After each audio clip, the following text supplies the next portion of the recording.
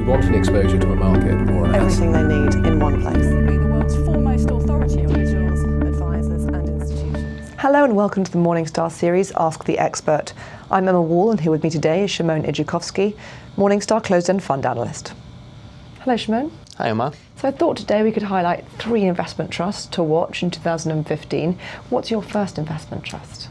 Well, so first investment trust I think is worth watching is Montanaro European Smaller Companies Fund. It's a fund we rate silver. It's a fund with a very strong long-term track record, but one that struggled a little bit over the last couple of years. And actually both in 2013 and in 2014, actually the reasons have been quite similar. We saw a number of rotations. We saw companies with emerging market exposure underperforming domestic plays. We saw growth underperforming value, quality underperforming low quality. So these were some of the features that potentially held the fund back. But looking at the history, these things happened before, those rotations happened before, and subsequently each time the fund bounced back, proving that the process has merits. And indeed, it's a process that we keep in high regards. It's tried and tested. It's an experienced team. It's a well-resourced team.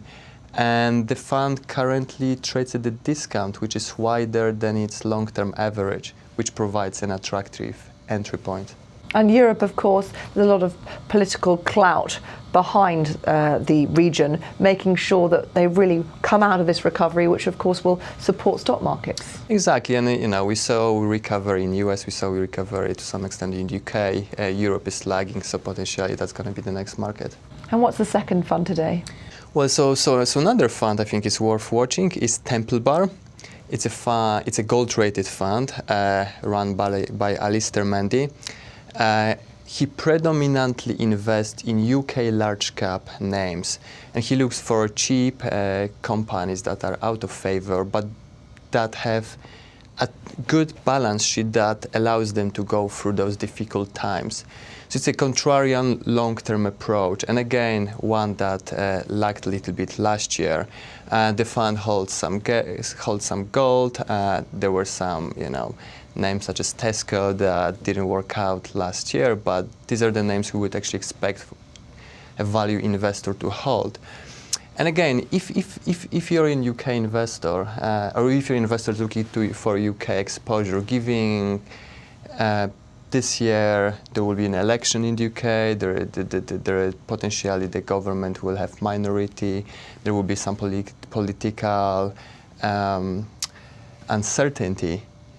I think the benefit of this fund is that historically it proved it can actually protect on the downside. So potentially one to hold in a more choppy market. And considering even in a plateauing market like we've had over the last 12 months, as you say, it's looking for that type of investor who really sorts the wheat from the chaff and goes sort of underneath to look for contrarian bets. They're going to do better than someone who just sort of matches market. Yes, exactly. And what's the third fund? So the third one is Murray International. It's a fund run by Aberdeen's global equity team.